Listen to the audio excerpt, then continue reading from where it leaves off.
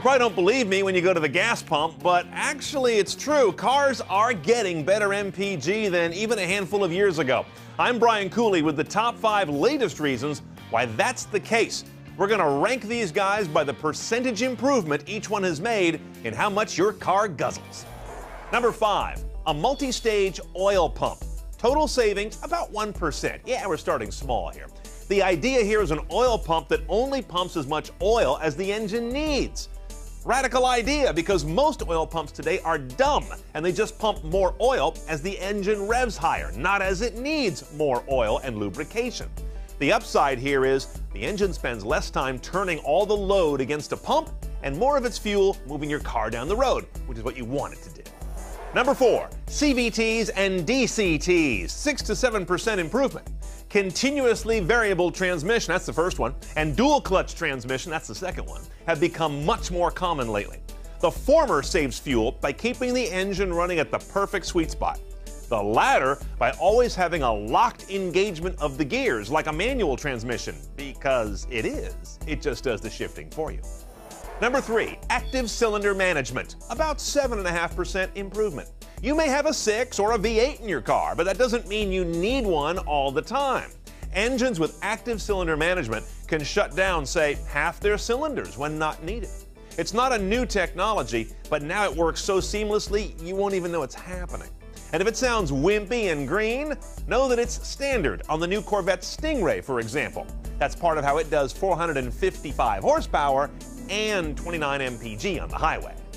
Number 2, brake regeneration, about an 8% savings. Hybrids have always done this, but they no longer own the technology. Many conventional gas engine BMWs, for example, today recharge their battery by harnessing the kinetic energy of the car when it's coasting or braking, instead of always driving this draggy alternator with a belt. Less drag on the engine means better efficiency. Before I get you to number 1, and wow, what an improvement it makes, I just know you're adding up all these numbers in your head saying, hey Cooley, if these numbers are right, cars would be getting an average of 50 mpg right about now. Well, here's the problem. We prefer comfort, safety, and speed to go with our fuel efficiency. An MIT survey found that between 1980 and 2006, MPG went up 15% on average. But at the same time, cars' average weight went up 26% and performance 107%. Had those last two numbers sat still, MPG would have been up a giant 60%. And yet, we'd be averaging somewhere close to 50 in most cars. Okay, our number 1 fuel-saving technology that's really gaining some traction lately is clean diesel. This is the big one, 30 to 35% more efficient. Diesel engines get a lot more energy out of each drop of fuel, largely thanks to the fact that they compress it more for a bigger bang. No other technology has such a huge delta. The downside, Americans hate diesels. We still think that they are slow, stinky, loud, and smoky. I've driven a lot of the latest ones. They are none of those things, and you probably still don't care.